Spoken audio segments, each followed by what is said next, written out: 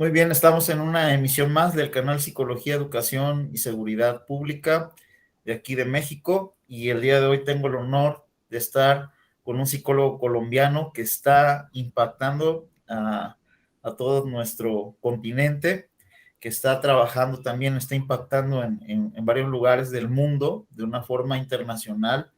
La manera de cómo debemos enseñar la psicología, eh, pues con esa, vamos a decir, con esa precisión que se merece, con ese aspecto científico de nuestra ciencia, pero también con una gran dosis de creatividad, con una forma extraordinaria para que también los adolescentes, los jóvenes psicólogos y otras personas puedan acercarse a este conocimiento. Además que, pues, Andrés David Gutiérrez, pues vamos a leer una semblanza curricular para presentarlo aquí formalmente.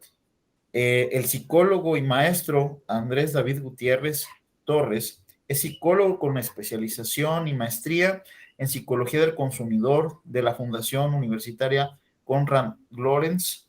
Su experiencia laboral se centra en el Departamento de Asuntos Estudiantiles de Educación Superior y actualmente se desempeña como investigador y docente de psicología en la Corporación Universitaria Minuto de Dios en Bogotá. Es líder del semillero de análisis científico de la conducta e investigación, Acción. Es escritor y creador de contenido sobre psicología en el canal de YouTube e Instagram Soy Andrés de Gutiérrez, ¿sí? En este Así es. caso, pues es una breve semblanza porque pues él también tiene muchas formas de cómo está haciendo e impactando nuestra labor. Eh, pues un honor tenerte aquí, amigo y colega. No, Y muchas bueno, gracias. Gracias a ti por la invitación y un gusto también compartir con todos ustedes. muy bien. Bueno, quiero comentar un poco acerca de cómo yo me acerqué al contenido que nos ofrece el psicólogo Andrés David Gutiérrez, porque la verdad, pues, es algo genial. Yo estaba pues, revisando material sobre psicología científica, sobre conductismo, y me aparecieron ahí los videos de él. Después, o sea, también me di cuenta de que estaban en amistad con Juan David Camargo Reyes. Y entonces, pero lo interesante de esto es que yo empecé a acercarme al contenido que nos presenta Andrés David Gutiérrez por medio de sus videos, me impactó desde el primer momento que vi uno de sus videos. Son pocas personas que hacen un contenido creativo, pero también muy preciso y muy cargado de, pues, de toda esta parte científica, ¿no? Entonces, pues, no sé, Andrés David, no sé si ya vamos empezando con las preguntas. Por supuesto, sí. Vamos a darle. Muriendo por compartir también un poco de mí, de todo este proceso que he vivido, que ha sido bastante interesante. A veces difícil por la cantidad de tiempo que me implica, digamos, organizar los videos y el trabajo que tengo, pero pues ahí le vamos haciendo. Excelente, excelente. Vamos a darle con las preguntas. La primera pregunta es, eh, ¿cuáles son los valores profesionales y personales que caracterizan tu práctica profesional? Bueno, pues como valor profesional me parece que la honestidad, o sea, la actitud ética me parece que es supremamente importante. Y cuando hablo de la actitud ética, también me refiero al respeto. Eh, Aunque mi canal, por ejemplo, se centra en el conductismo, el semillero se centra en el conductismo y mi forma, lo que yo dicto allá en la universidad donde trabajo es sobre conductismo. Contrario a esas a veces batallas campales que uno ve en redes sociales en donde el psicoanalista le tira al conductista al cognitivo y todas esas cosas, batallas ahí, y eso es una cosa que es como una guerra, mejor dicho, Rusia y Ucrania le quedan pañales a eso. Contrario a eso, me parece que el respeto es muy importante en la evolución de la ciencia de la conducta. Hay diferentes perspectivas, por supuesto, yo no comparto todas, estoy muy centrado en el conductismo, pero que no comparta las epistemologías no quiere decir que tenga el derecho de irrespetar a las personas que consideren esas otras perspectivas. Podemos no estar de acuerdo en muchas cosas, en muchas técnicas, pero de ahí a insultar me parece que no es la vía y no es el ejemplo a dar uno como docente, como maestro y ahora como figura pública en YouTube. Me parece que el respeto es un valor personal y profesional muy importante. Y la honestidad, o sea, siempre hacer las cosas con, no solamente con el mayor respeto, sino con toda la coherencia, la honestidad posible. Es decir, así como me muestro en los videos, así soy en mis clases, así soy en mi vida personal. Me parece que esas dos cosas son supremamente importantes. Genial, genial. Eso es la base también del progreso en la ciencia y en la vida, ¿no? El respeto es un principio Sí, fundamental. además que este personaje acá, Ratrol, representa a los críticos del conductismo. Entonces, es también esa cuestión de cuando él aparece el año pasado, pues le da esa voz a esos críticos, a la voz del cognitivo, a la voz del psicoanálisis, a los que, incluso a las personas que no son psicólogas y que hablan desde el sentido común. Entonces, eh, aunque discutimos con este personaje, siempre como que el respeto es el que brilla, digamos, y da la conceptualización que se está enseñando en el video, ¿no? Es importante. Y en esto a lo mejor no está dentro de lo que es el guión, pero me gustaría saber cómo fue que creaste a este personaje, Retrol, que en su momento está impactando. Y yo creo que también por ahí vio una de mis hijas, vio un video y dice, qué interesante, me comentó, está muy bonito, papá, me comenta. Entonces, es atractivo también para diversas edades, ¿no? ¿Cómo fue que surge este personaje? ¿Cómo fue que creas esto? Vale, es la idea de acercar a las personas. Bueno, yo creé mi canal, bueno, ahorita que tú mencionabas a Juan David, yo veía a Juan David y me parecía muy interesante lo que él hacía de acercar la psicología a partir de videojuegos. Me parecía una cosa como muy loca, pero muy chévere porque es una forma distinta y me parece genial el hecho de no mostrar la psicología aburrida, que generalmente uno ve documentales de psicología y es así como muy aburrido, muy tedioso, muy técnico. Y finalmente, pues, ok, el discurso intelectualoide nos queda entre el gremio, pero las personas que no son psicólogas no se acercan a la ciencia. Así que el propósito inicial fue eso, como acercar a estudiantes de psicología y a curiosos de la psicología a estos términos pues de nosotros, de la ciencia de la conducta.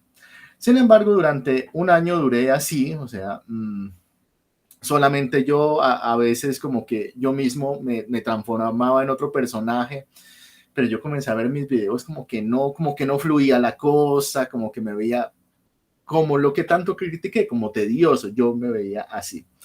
Sin embargo, yo, pues cuando era más joven, con mi familia había una empresa de recreación y en esa empresa de recreación, junto a un tío muy querido que falleció el año pasado, éramos titiriteros en esa empresa de recreación. Él era payaso, yo también me vestía de payaso, pero sobre todo los títeres, los títeres. Y yo decía, bueno, ¿cómo esta cuestión de la recreación, ahorita por toda la virtualidad, pues esto, pues digamos que bajó, pero yo decía, no puedo dejar mi pasión por los títeres de lado, yo tengo que meterlo de alguna forma, no sé cómo hacerlo. Y mi tío justamente, hizo una especialización en pedagogía y toda su tesis la basa en que la educación debe tener un pilar fundamental de humor para poder lograr un aprendizaje real y poderoso, significativo. Así que, pues en junio, a finales de mayo, comencé a involucrar a este personaje, no este títere, sino un títere que yo tenía desde hace como 30 años, justamente desde cuando trabajaba ya, un títere muy, muy viejito, y lo metí allí, y pues con todo el temor del mundo, porque pues, a ver, el gremio está, y ya ahorita lo estamos mencionando, o sea, las redes sociales están llenos de conductistas así absolutamente ortodoxos, que todo debe ser científico, experimental, que nada se puede salir de ahí.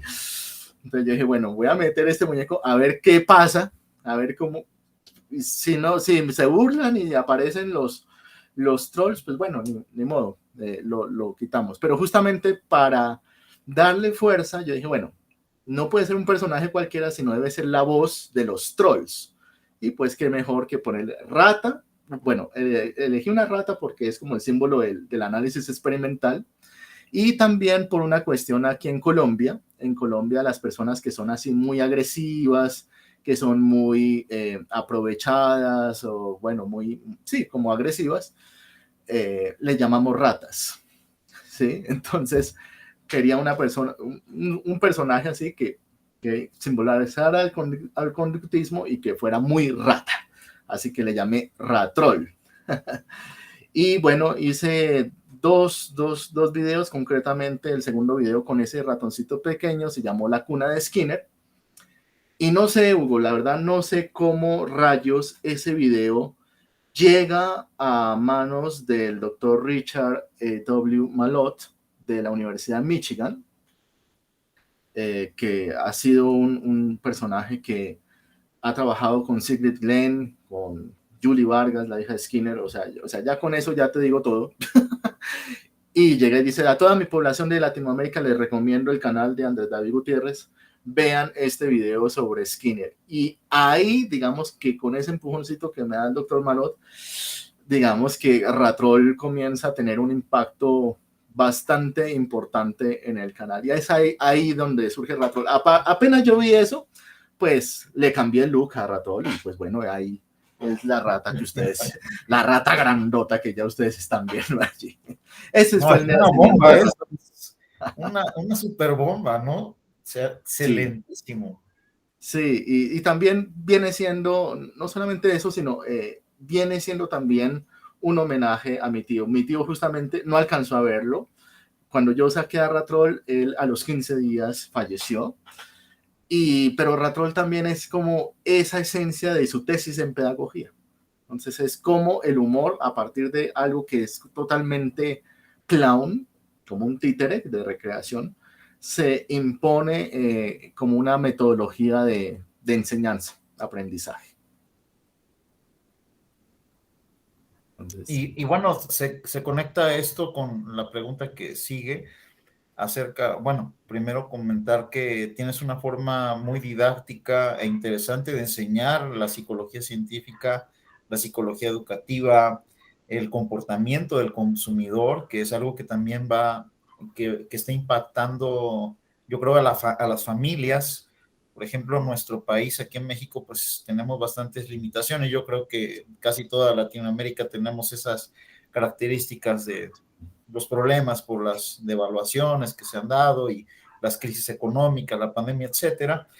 Y pues la verdad necesitamos también tener información sobre cómo en su momento el consumismo compulsivo, la conducta compulsiva del consumidor promedio, pues llega a afectar la economía de una familia, ¿no? Entonces todo esto estás tú abordando. ¿Cómo es que surge tu proyecto de divulgación, tu interés por educar de forma creativa y esta parte también de investigación, ¿no? Bien, lo que te decía, básicamente es un intento por acercar a personas que no son psicólogas a la psicología. Hay algo muy interesante, muy chévere, sí, digo yo, que me ha pasado, y es que personas que no son psicólogos, amigos, tengo un amigo que es ingeniero, que por ejemplo el día de mi cumpleaños me dice feliz cumpleaños, espero reciba muchos reforzadores. Y me dice, no sé si lo entendí bien, o sea, con que un ingeniero me diga eso, yo digo, wow, bien, o sea, se está logrando, digamos, algún impacto, o sea, personas que incluso no son psicólogas que ya digan ese tipo de términos me parece maravilloso, porque un poco también inspirado, pues esto va a sonar muy osado, pero como Carl Sagan, o sea, me parecía muy interesante la cuestión de que la ciencia exacta, así ruda como la astronomía o las matemáticas, salen estos personajes en televisión con frases muy sencillitas y hacen que las personas hablen en esos términos. Pero la psicología no ha logrado eso, es increíble. Y se supone que la psicología es de la cotidianidad, del día a día de las personas, pero no logra esa permear el lenguaje, el sentido común, como si lo han hecho las ciencias más duras o las más exactas, ¿no? Eh, es más, por eso es que nos gana la pseudociencia, porque ellos impactan de una la cotidianidad. En cambio, la ciencia de la conducta no lo ha logrado. Skinner mismo decía que ese problema justamente tiene que ver con los mismos analistas de la conducta, que no se interesan por dar a conocer esa terminología o esos resultados a las personas, digamos, de a pie, decimos aquí en Colombia, a las comunes y corrientes, sino que se quedan solamente en el propio gremio. Entonces yo, viendo toda esa situación y justamente leyendo esa partecita de Skinner, busco eso, o sea, cómo a partir de la parsimonia, de la sencillez, de la parsimonia es una transversal en el conductismo. Entonces, cómo de algo sencillo y concreto, a mí me gustan las cosas absolutamente concretas, se puede enseñar cosas cotidianas con terminología técnica sin que sea tedioso, mejor dicho, sin dejar que sea agradable. Entonces es como el principio de parsimonia. Entre más sencillo sea la comunicación, me parece que es mejor a la hora de educar. Y así mismo soy en mis clases también. Mucho de la ejemplificación, pues. Bien, pues pasamos al desarrollo de lo que tiene que ver con el tema y los temas ahí de interés. ¿Cuál es la utilidad que puede rescatar, en este caso, el mundo, el educador, el psicólogo, del conductismo en la práctica educativa? Wow, hay muchas cosas y de hecho quisiera, estoy investigando al respecto, pues desde la psicología del consumidor, pero teniendo en cuenta una filosofía de Skinner o una teoría de Skinner que se llama la tecnología de la enseñanza. Él decía que, o sea, que como que la educación no debería ser una cuestión ahí de absorber información memorístico. Fíjate, una cosa que históricamente se ha asociado al conductismo con esa educación tradicionalista, memorística, del castigo a toda hora. Generalmente se asocia el conductismo con eso y el conductismo no tiene nada que ver con eso. De hecho, el conductismo repele absolutamente el castigo, ¿no? Lo rechaza absolutamente. Uno eso. Entonces, la educación sin castigos, la educación teniendo en cuenta el ritmo de aprendizaje del estudiante, ¿sí? Que es la tecnología de la enseñanza. No enseñar a todos uniformemente, sino individualmente, o sea, con una educación personalizada. Y él decía que para lograr esa educación personalizada se podría hacer con la tecnología. En ese tiempo no le hicieron mucho caso, decían que no, que eso es como ingeniería conductual, como si las personas fueran máquinas, pero lejos de eso, hoy actualmente los cursos cortos de Internet podrían explicarse con esa cuestión de la tecnología de la enseñanza, porque uno se mete a la hora que uno quiere, hace las tareas cuando uno quiere y va avanzando de acuerdo a su ritmo. Eso es básicamente la tecnología de la enseñanza, la educación programada que proponía Skinner. Así que si uno entiende bien la teoría, se va a la fuente original, que eso es clave, eh, puede lograr hacer esas abstracciones para a la parte pues aplicada. Entonces, justamente, mientras más reforzante sea el proceso educativo, más efectivo va a ser. Y por esa razón es que yo meto también esa parte como humor, pues tanto en mis clases como en los videos. Bueno, yo espero que ese humor funcione para... Yo digo que es chistoso, espero que pueda ser entretenido al menos para las personas. Parece que sí, Ratrol ha sido un éxito, aman más a Ratrol que a mí además. Entonces, es un poco esa cuestión, ese legado del conductismo a la educación. O sea, hacerlo reforzante, hacerlo simple, que vaya, digamos, de acuerdo al ritmo de aprendizaje. Insisto que ese ritmo de aprendizaje es importante. En YouTube, las personas entran cuando quieren a los videos, lo repiten cuantas veces quieran hasta que aprendan el concepto. Mientras en una clase dentro del sistema educativo, esto pasa aquí en todo el mundo, no pasa eso.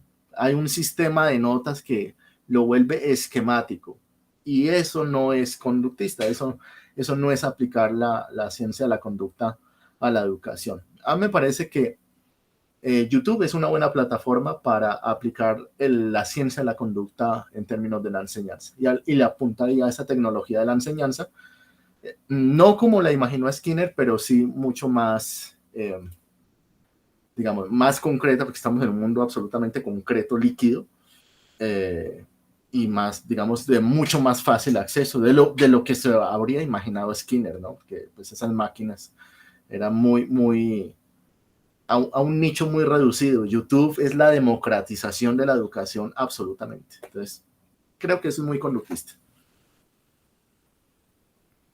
Creo. También está, de alguna manera, hay mucha bibliografía que apoya esto que en su momento tú nos estás ilustrando.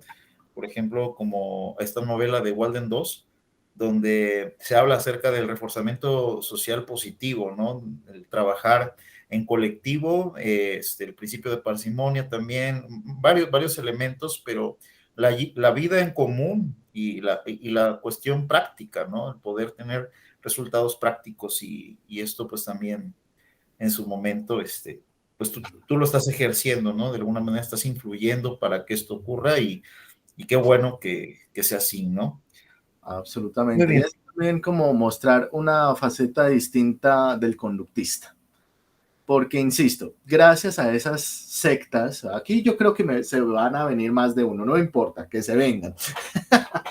Pero las sectas conductistas que uno ve en redes sociales han hecho que, o sea, tras de que tenemos mala fama, los analistas de la conducta, esas sectas conductistas nos dan una fama aún peor, o sea, entonces es también como, y yo creo que Juan David también lo hace en su canal, es como esa idea de mostrar otra faceta del conductista que no es que se la pasa peleando con todo el mundo y que tampoco es tedioso o que se la pasa hablando con un lenguaje muy intelectualoide. No, que también podemos hablar de la vida cotidiana y que también podemos hablar desde o sea, meter como tú mencionas en tus preguntas, como esa parte creativa. En mi caso con los títeres, en el caso de Juan David con los videojuegos y de hecho pues Richard Malott, si tú lees Principles of Behavior, toda la transversalidad de ese libro es el humor, o sea, el hombre es súper sarcástico y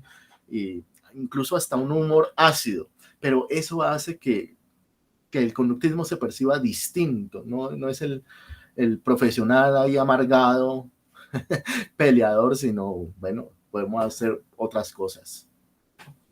Pues podemos decir que el humor es una conducta que muchas veces no se explora, ¿no? Que en su momento se debe de incentivar, se debe de promover, porque pues es importante, ayuda incluso a personas cuando están en situaciones de salud.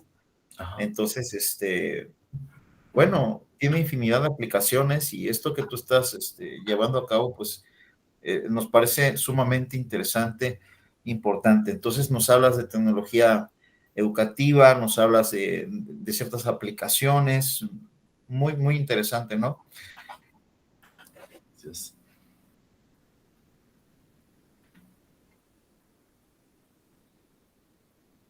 De la psicología educativa, ¿cuáles crees que sean los parámetros a los cuales tenemos que ir migrando, tenemos que ir trabajando aquellos que hemos estado con algunos estudiantes de psicología y en general, porque también aquí este canal en el que pues es un canal modesto que estamos pues haciendo algunas acciones ahí.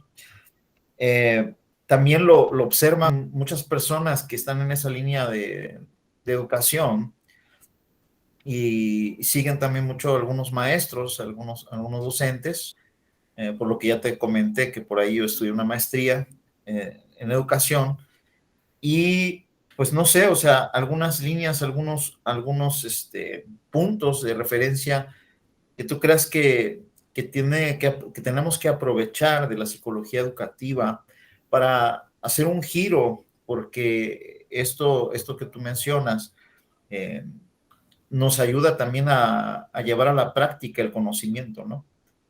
Y el conocimiento no solamente es almacenar información como este enfoque cognitivo que estaba, ¿no? Sino que el hecho también poder hacer, ¿no? Poder practicar, poder llegar a esta cuestión también de las prácticas educativas, prácticas clínicas, etcétera, ¿no?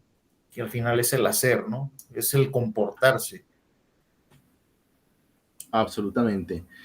Em, bueno, la primera cosa siento que es el uso del castigo. Generalmente el sistema educativo está muy centrado en castigar. O sea, si tú no lees, listo, pierdes. Si llegas tarde, entonces te cierro la puerta en la cara. O sea, muy del control aversivo, del problema del control aversivo, y eso lo planteó Skinner hace 50 años.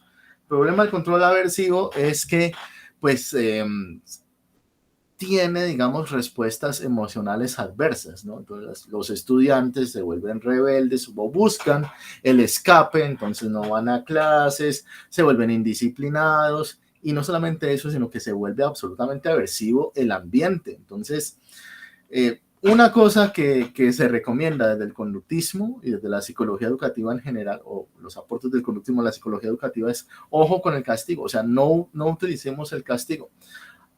Claro que hay situaciones, hay consecuencias aversivas que son naturales, pero que no necesariamente es porque nosotros lo estemos dando. Es, por ejemplo, las equivocaciones. Tú mencionabas ahorita el hecho de actuar en el contexto, de aplicar los conocimientos en el contexto. Cuando uno se equivoca en el contexto, uno aprende porque vivió una situación aversiva, pero no porque el profesor le esté dando la consecuencia aversiva. Es que la misma interacción con el ambiente se la da, pero uno aprende de eso. Entonces, las consecuencias aversivas son importantes cuando es el ambiente el que la ejecuta, no el profesor. Es que el profesor hace que se vuelva aversivo el ambiente. Entonces, me parece que eso del castigo es clave. Disminuir el castigo al máximo. Pero eso es un cambio gradual que incluso se tiene que hacer desde los mismos estudiantes, porque yo he tratado de hacerlo, pero entonces pasa una situación y no me siento muy orgulloso de decirlo, pero los mismos estudiantes están tan, digamos, allí como hundidos en ese sistema de que tiene que ser con castigos o si no, no funciona, entonces uno termina cayendo en un ciclo vicioso. Esto tiene que, o sea, esta cuestión del castigo debe ser una revolución absolutamente educativa, pero que debe ser prolongado en el tiempo e incluso hasta cultural. No es tan fácil, suena sencillo, pero no es tan sencillo. La conducta en el contexto, por supuesto, como lo estaban mencionando, o sea, la universidad o las aulas de clases deben convertirse en centros de experiencia, no de información, pues porque ahorita la información está en estos aparaticos, rapidito y gratis, ¿sí? En internet, en los celulares, pues uno entra a Facebook, incluso ahorita hasta los grupos en WhatsApp tienen toda esa información ahí, YouTube, por ejemplo, ¿no? Y ahorita con el formato TikTok, información de calidad en 2 minutos, en 1 minuto o menos. Entonces, las aulas deben ser más experienciales, me parece, a mí. Las tareas mucho más de salir al campo y mirar. El humor clave. Y las reglas, no tantas reglas en clase. Yo veía un poco con preocupación y de hecho hice un video al respecto de qué es lo que extrañábamos de la educación presencial cuando estábamos en pandemia. Yo veía con horror muchos profesores que decían, no, es que yo no puedo con la virtualidad. Y yo decía, ¿pero por qué? Y le decían a uno, no, es que yo extraño los cuerpos, la interacción con las personas. Y yo, pero cuéntame por qué, porque es que resulta que cuando nosotros chateamos o hablamos por WhatsApp o por redes sociales, ahí no nos estamos viendo y podemos interactuar perfectamente. ¿Qué es lo que pasa? Y en varias preguntas que yo hice así a colegas, y lo que leía en internet, encontraba era que lo que se extrañaba realmente no era la interacción ni los cuerpos, lo que se extrañaba era el control. ¿sí? El poder decirle al estudiante, preste atención, usted habla cuando yo digo que hable, usted no entra, guarde ese celular, guarde, sí, no entra al celular, no chatee, no entre a Facebook, o sea, todo en términos del control. Entonces, yo diría que reglas sí, en términos pues de convivencia, pero no tan cerrado, o sea, hacer más bien del aula un ambiente más abierto como lo es Internet, ¿sí? Veía, por ejemplo, profesores que decían, no, es que grabar las clases, eso es, eso está mal porque estamos enseñando mal a los estudiantes, pero oiga, la educación virtual tiene todas las clases grabadas y no pasa nada. En YouTube están todos los videos grabados. Es más, cuando uno de profesional se le olvida algo, pues va un videito de YouTube, va una información, no sé, en Google, en artículos y revisa. Ese no es el problema es vivir las cosas y como tú decías ahorita, vivir las cosas en contexto. Entonces, hacen una configuración de ambiente más abierta, menos reglas y más experiencial, sin control aversivo y además reforzante, impulsándolo con humor, me parece que sería la clave de una revolución educativa. Excelente.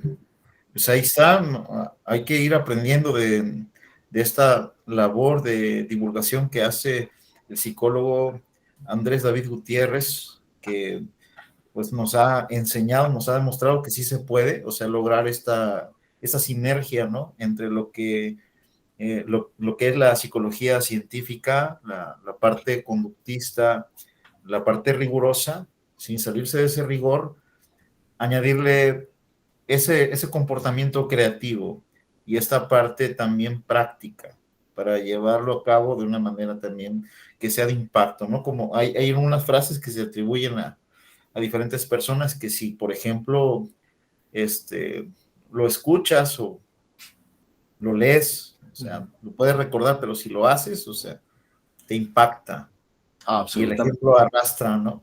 De alguna manera está muy relacionado con esto, a lo mejor. Y bueno, en el tema, por ejemplo, de la psicología del consumidor y el comportamiento del consumidor, también estaba recién viendo unos videos que nos hablas de educación superior y cómo se relaciona, ¿no? El consumismo ahí, las conductas, no sé si nos puedas comentar un poco, nos puedas ilustrar Sí, de, de hecho, esa fue realmente mi tesis, porque como te digo, yo estaba desde mi práctica profesional hasta estos días, pues he estado vinculado a educación.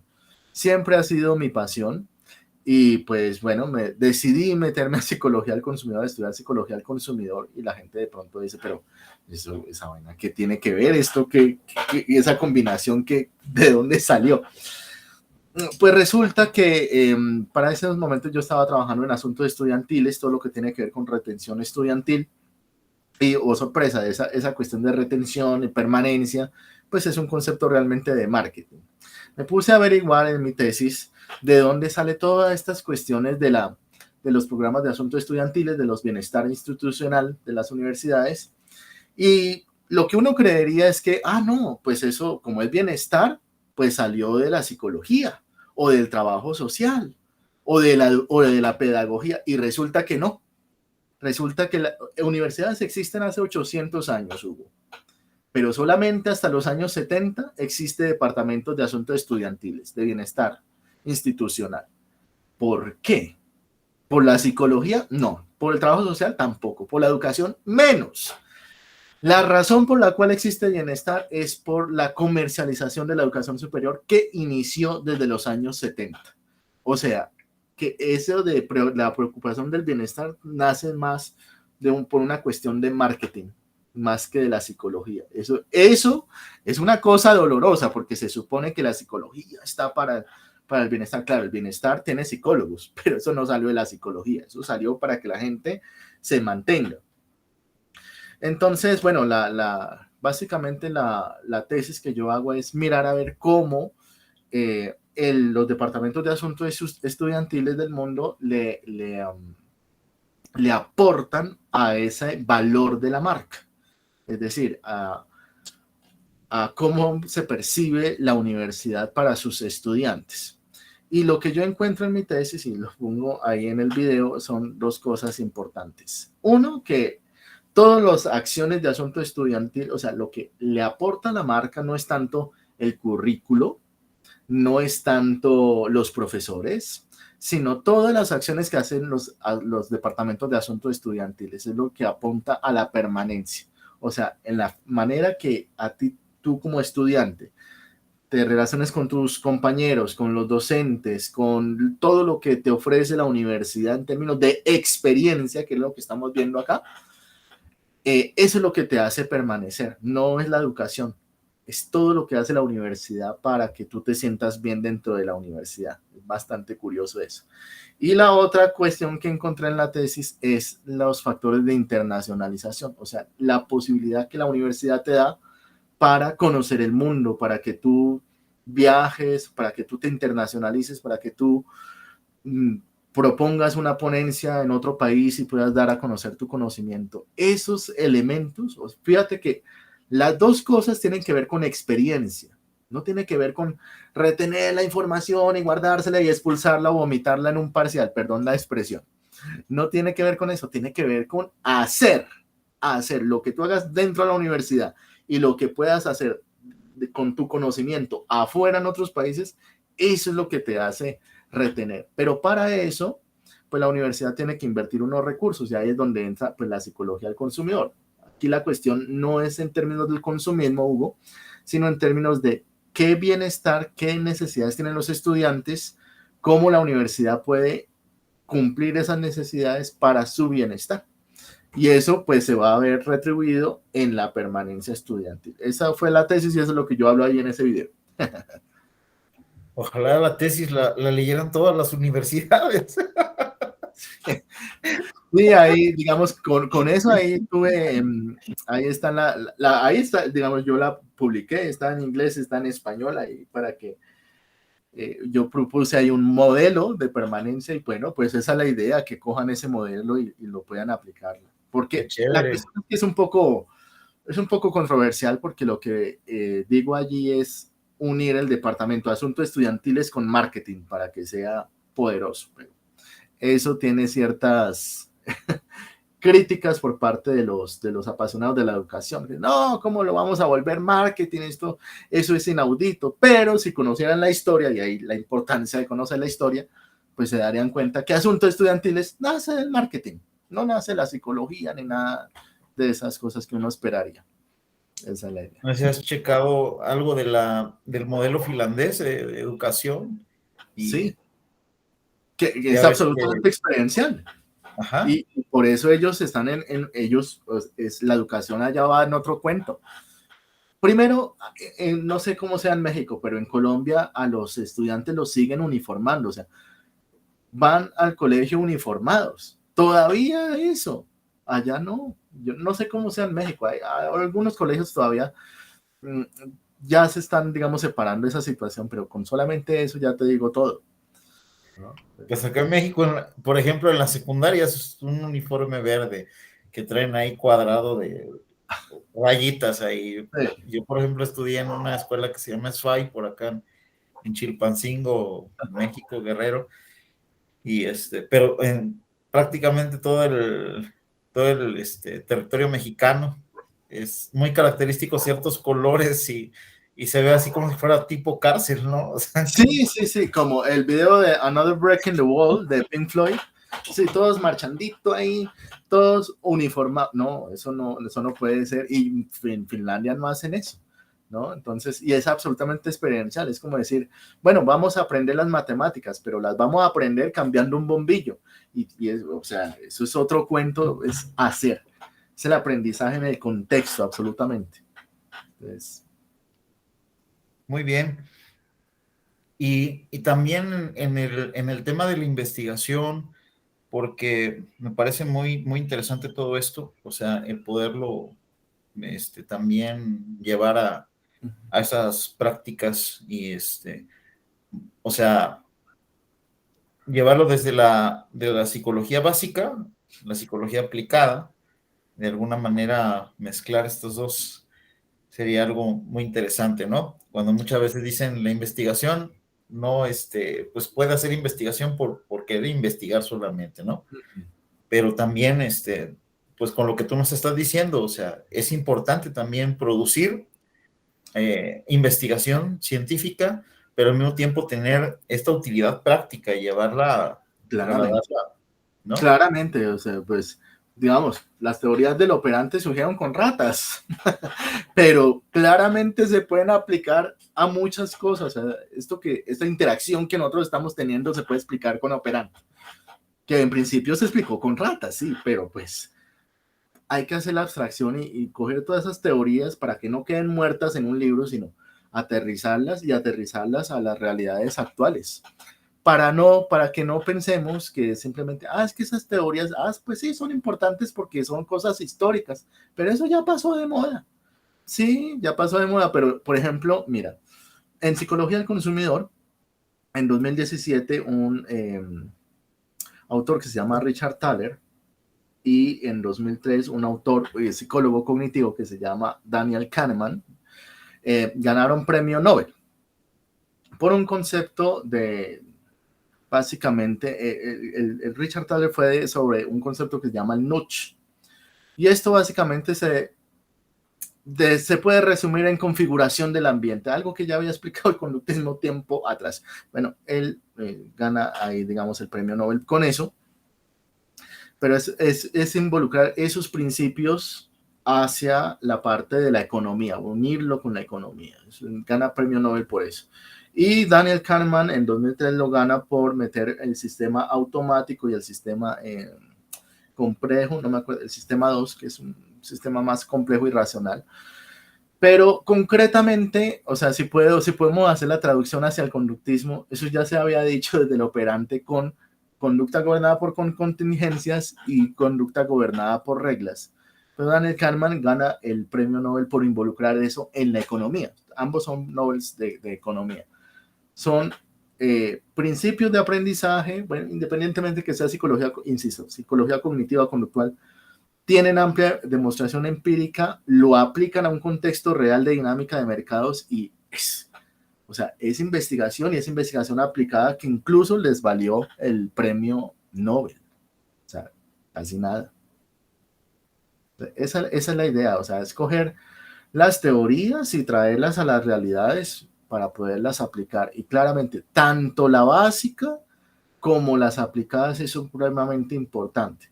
A veces veo con horror colegas que se sienten lo máximo o por ser clínicos o por ser investigadores, y el resto que no, o sea, cada uno le aporta desde su campo, desde la educación, desde la investigación, desde clínica, desde consumidor, desde jurídica, todos los campos aplicados son importantes allí. Y por supuesto, lo que sí yo digo es, diferentes perspectivas epistemológicas sí pueden existir y demás, pero digamos en términos aplicados y en términos del bienestar de las personas, sí lo que sea ciencia basada en evidencia, independientemente del enfoque, pero sí tiene un énfasis basado en lo empírico, en la demostración científica. Perfecto. Ok. En la cuestión de la educación, o sea, ¿qué aspectos se tienen que tomar en cuenta para poder aprender y también para educar? Una de las cosas que también hay un lema en la UPN donde yo egresé con esta cuestión de la maestría que te decía, que dice educar para transformar, pero también se basan en algunos pensadores, pedagogos, con respecto a que si nosotros nos atrevemos a enseñar, nunca debemos de dejar de aprender, ¿no? Entonces, de alguna manera, estos son... Absolutamente.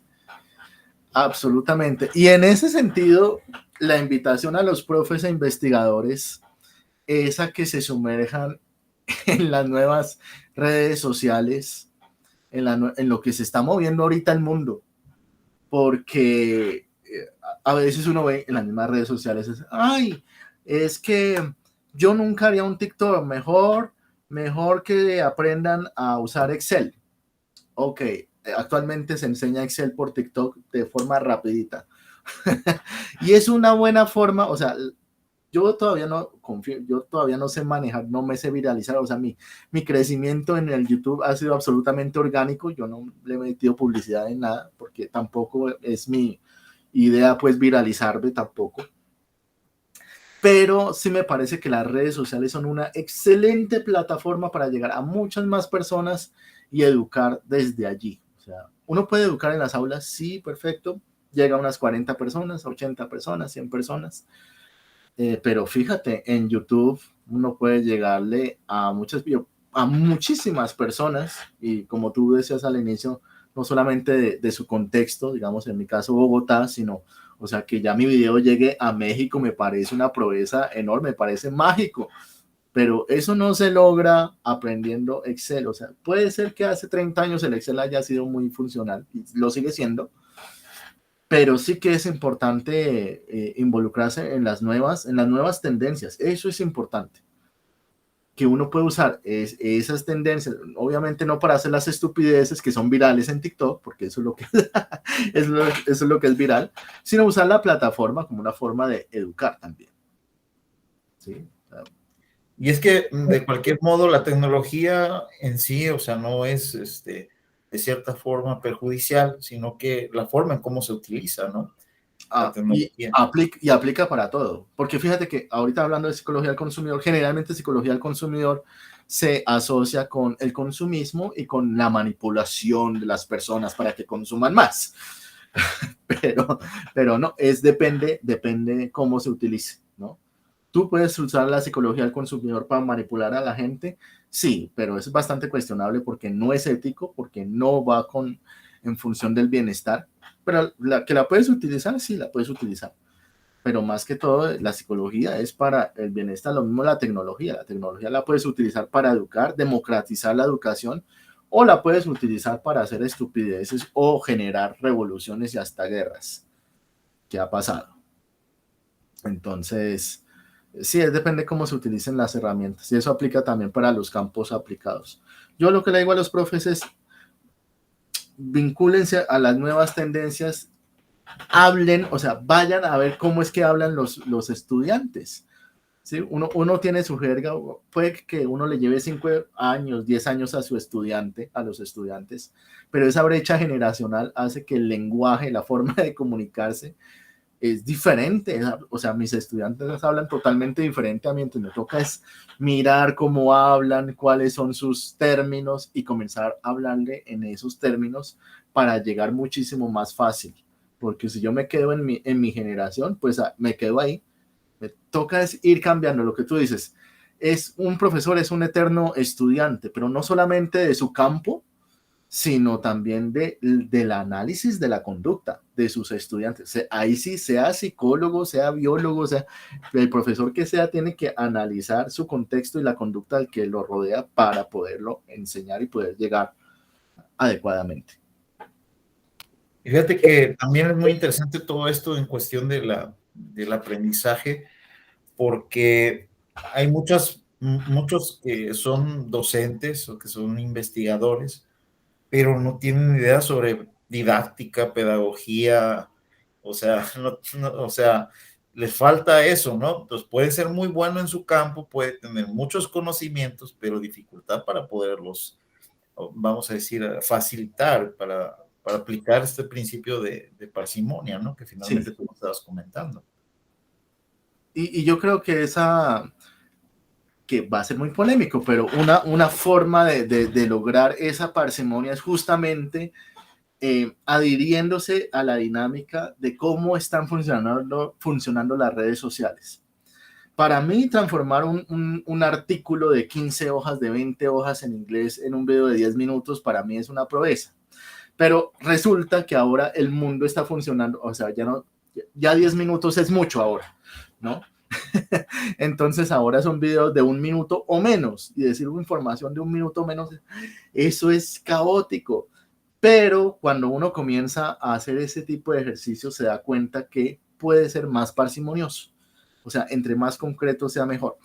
Algunos dicen que eso puede ser perjudicial para la educación porque puede ser como muy concreto el pensamiento o el discurso, pero se necesita mucha abstracción, mucha investigación y mucho conocimiento, o sea, a reafianzarlo bien para lograr transformar una cosa densa en una información de 30 segundos o de un minuto. Eso no es de pensamiento concreto o de discurso concreto, para nada.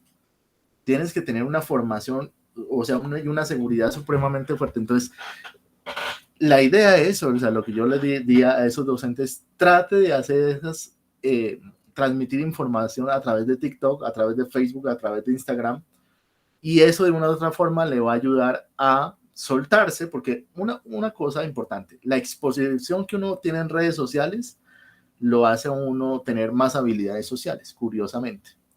Y dos, esa concretud le hace llegar mucho más fácil a las nuevas generaciones. Puede que nosotros hayamos sido sin más de las clases de 3 horas, de 5 horas, pero las nuevas generaciones ya están en otro cuento y tocas adaptarse al ambiente. ¿Sí? Eso es como la selección natural, o sea, selección natural y selección conductual por contingencias. Si no te adaptas, te mueres y hay que adaptarse al nuevo ambiente, nada que hacer. No podemos ser nostálgicos de nuestra generación. Y fíjate que esto que nos estás comentando, nos planteas, es muy interesante en el sentido de que también puede ser compatible, ¿no? Y puede ser complementario. O sea, por ejemplo, el leer una lectura compleja a veces no nos ayuda mucho porque tenemos muchas dudas, muchas preguntas. Y si lo acompañamos de un video, por ejemplo, que como tú nos relatas, de 10 Sí. minutos, es un impacto tremendo, ¿no? Porque todo eso que no logro yo entender, al final pues son situaciones complejas. O sea, estamos hablando también de lo que Andrés García de SABEC menciona acerca del aprendizaje complejo, ¿no? O sea, que finalmente la conducta creativa, o sea, y el aprendizaje en base a la práctica vendría siendo pues parte de conductas complejas, ¿no? Y es algo interesante que la conducta simple nos puede llevar a también aprendizajes muy complejos y el aprendizaje de aspectos muy concretos nos puede llevar a entender o generalizar, ¿no? A generalizar pues ahora sí que este aprendizaje en, no solamente en otros, de otros aspectos, sino que también de otros contextos, ¿no? Sí, es que yo creo incluso que, o sea, para poder transmitir algo de forma concreta, tú debes haber aprendido de forma compleja primero. Debes tener todo un bagaje, una investigación, haber leído muchísimo y cuando al fin lo has comprendido que viene de lo complejo, ahí sí viene lo simple. Pero si tú si no tienes claro el tema, tú no puedes ser concreto. Entonces, de lo complejo viene lo simple. O sea, no es tan fácil transmitir las cosas de forma concreta, no es tan fácil. Pero entonces, por eso, un buen entrenamiento es exponerse en las redes sociales. Que ahí es donde, porque ahí dices, no, pero es que mi ego como investigador, como profesor, ¿dónde queda? Tienes que exponerte, nada que hacer. Porque eso es la dinámica de enseñanza-aprendizaje. Es exposición constante, solamente que en el aula. Fíjate que yo conocí a un pues ahora sí, a un joven muy creativo, también es mexicano de Iguala. Este, por ahí me comentaron pues si podía apoyar en un diplomado que hizo una universidad donde él estudió y participé como profesor. Entonces, me llamó la atención que él se exponía, ¿no? Se exponía a su ansiedad, ¿no? Que dice que tenía una ansiedad, pues ahora sí, al exponer, al expresar sus ideas. Y Sí. se convirtió, pues, ahora sí que en un divulgador. Ahorita, pues, también hace algunas entrevistas y al mismo tiempo de que hace entrevistas, lo hace de una forma muy peculiar y de alguna manera también por ahí tiene algunos trabajos que está haciendo y me parece muy, muy interesante lo que desarrolló, ¿no? Por medio de la exposición gradual, Ajá. él logró pues también no solamente superar esas ansiedades o esos miedos, sino que también logró pues lo que muchas personas no hacen, ¿no? Que es aproximarse a sus áreas de valor y desarrollarse de forma también creativa y precisa, ¿no? Que finalmente esto también se aplica a la vida práctica, ¿no? Absolutamente. Yo también inicié así, o sea, yo en mi universidad yo no podía exponer, yo me trababa, me congelaba, me ponía a temblar, era terrible. La primera clase que yo tuve en la vida, hace como 9 años casi, en la segunda clase ya me hicieron boicot, ya me iban a hacer motín, que me sacaran, porque esa clase que no era un profesor inseguro, ta. Pero en la medida que uno se expone y se expone y se va exponiendo, creo que la va logrando, parece. Esa exposición, esas aproximaciones sucesivas son supremamente importantes para lograr impactar. Primero se impacta uno mismo y luego uno lo proyecta a los demás, ¿de acuerdo? De hecho, por ejemplo, mi tío, él lo que hizo en su tesis fue, él decía que el clown, o sea, el profesor debería ser un clown, para no hacer la tergiversación. No un payaso de payasada, pues, sino que debería ser el humor el pilar de su educación. Y mi tío se vestía de payaso. Él trabajaba con niños, por supuesto. Básicamente, haz de cuenta como que se convirtió como en un Patch Adams de la educación, y los niños absolutamente encantados, y no solamente encantados, no entretenidos, porque no era Chévere, una chévere. recreación, sino que aprendían efectivamente la música con él. Entonces, pero, pero hay que arriesgarse, o sea, la cuestión es de arriesgarse, de exponerse. Que si al principio uno siente una ansiedad terrible, pues sí, pero pues si uno la logra vencer, puede lograr muchas cosas interesantes. Y bueno, ya también para ir finalizando, porque pues, también para que puedas descansar y sabemos que andas muy ocupado pero también agradecerte por ese tiempo y el conocerte de una manera también, pues un poco más profunda y yo sé que muchos van a estar viendo tus videos, que van a ver también tu trabajo, pero también te quería preguntar, ¿cómo te sientes que familiares del mismo Skinner, personas que en su momento están en un nivel científico muy alto, pues te han, pues ahora sí que tomado en una posición, en un lugar muy importante, ¿no? Es un logro muy grande Sí, y creo que pues todo ese logro representa mucho esfuerzo de tu parte, representa a lo mejor muchos desvelos, malpasadas, o sea, adversidades. absolutamente, absolutamente, porque lo que te decía, o sea, mi trabajo me consume mucho tiempo, porque, o sea, diseñar clases no es fácil, calificar no es fácil, y pues leer para el video pues tampoco es fácil, porque me toca leer los artículos. Ahorita estoy haciendo con artículos, y pues eso, generalmente los artículos que estoy leyendo actualmente son en inglés. Eso me toma un tiempo, hacer el guión me toma otro buen tiempo, y editar el video es un día completo, porque yo soy el que edito todas las cosas y demás. Entonces, a veces es complejo, a veces uno, tú sabes, uno, las emociones van variando, a veces uno no se siente tan bien como para hacer video, pero toca hacer el video, a veces me desaparezco, a veces tanto trabajo no me deja pensar claramente, entonces es difícil, y a veces uno dice, hoy no, ya no más, pero siento que, como tú mencionas, ha habido un impacto interesante en mis estudiantes, en personas de Perú, en personas de México que ya me han invitado a algunos eventos. Entonces digo, vale la pena el esfuerzo, vale la pena a veces las trasnochadas, y creo que vale la pena cada maldito segundo que le invierto a estas cosas.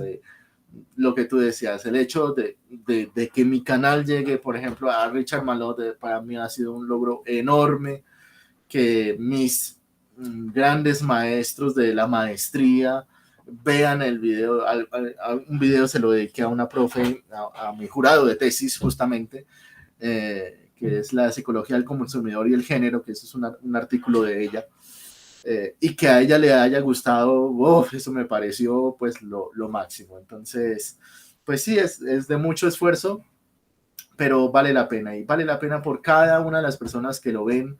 Insisto que mi canal no es, pues digamos, no es muy popular, bueno, pero ahí vamos creciendo, somos 1035 en la comunidad ahorita, actualmente, estoy muy feliz por eso, por ya llegar a los 1000, seguimos creciendo muy orgánicamente, porque, insisto, no le quiero meter publicidad a eso, porque para mí la educación no debería ir con eso, es las personas que quieren llegar, y está bien así. Entonces, por cada una de esas personitas, por las 1035 suscritas, por las que ven sin suscribirse y por las que se suscribirán en el futuro, vale la pena. No, y además la forma en cómo estás impactando la psicología en el mundo y las vidas, someto que van a ser impactadas y que las familias, como en su momento también le decía a Juan David Camargo Reyes, ustedes dos como colombianos realmente pues están haciendo historia, ¿no? Y con Gracias. todo lo que el trabajo que están realizando, ¿no? Y también hay algunas colaboraciones que haces con él, espero que lo sigan haciendo porque están padrísimas, ¿no? Y muy, muy, muy interesantes. En ese Gracias. sentido, me gustaría que nos compartieras si tienes algunos proyectos en cuenta. Yo creo que también derivado de todo lo que has hecho, pues estaría muy bien que tú dictaras algunas acciones ahí, ¿no? Y a lo mejor no sé si tengas el tiempo, pero ¿qué proyectos tienes que ahorita hay en puerta? Yo creo que hay personas que van a estar muy interesadas y que ya estamos interesados en todo lo que tú estás haciendo, ¿no? Entonces, Pues nada, en el Semillero Acción estoy liderando un proyecto de investigación que pretende justamente hacer un complemento de esa tesis de grado, ahorita en términos de qué es lo que hace a un estudiante permanecer después de la pandemia, porque con todos estos cambios debió haber cambiado algo, entonces quiero estudiar eso, entonces estoy ahí trabajándole a ese proyecto, estamos en proceso de publicación de un artículo que es sobre todo el recorrido de la noción del pensamiento en el conductismo, que históricamente al conductismo se le ha dicho que no tiene en cuenta el pensamiento, y eso es una mentira absoluta. O sea, desde el 1913 hasta 2022 se ha trabajado el constructo, y hicimos una revisión con un muy querido estudiante también allá en la universidad donde trabajo. Entonces está en proceso de publicación ese artículo, también estoy escribiendo otras cosas, ya después sabrán en detalle sobre ese proyecto. Pues sí, muy escribiendo mucho, tratar de impactar no solamente desde el YouTube, sino también pues desde cómo se impacta en la ciencia, ¿no? En las revistas, en hacer ponencias, eso es un poco el proyecto en el que estoy. También estoy escribiendo pues otro libro, como lo decías en la presentación, me animé a hacer cuentos, esto sin nada que ver con psicología, simplemente cuentos, narrativa, absolutamente narrativa. Ahí estamos también en ese proceso de terminar ese segundo libro de cuentos, y nada, seguir con el canal, ese es un proyecto ahí que tengo. Me encanta educar, pues, me parece que yo estudié el posgrado concretamente para educar, esa es mi pasión, y ahí me quiero morir en eso. verás que todo lo que ahorita nos acabas de comentar y vas a hacer muchas cosas más, o sea, muchas cosas que a lo mejor no te imaginas ni tienes idea. Yo veo que tienes un gran potencial y que estás influyendo de una manera favorable, positiva. Por ahí yo con unos grupos de la escuela particular, de las escuelas particulares que a veces doy algunas clases, les he compartido algunos de los videos, pero ya en tema de clase, ¿no? O sea, es un contenido para que ellos incluso toman notas y elaboren ahí algo. Gracias por Yo ese lo honor. veo, Muy sí, chévere. sí, o sea, la verdad es algo que se puede llevar muy bien a la cuestión académica, ¿no? Y de la psicología también.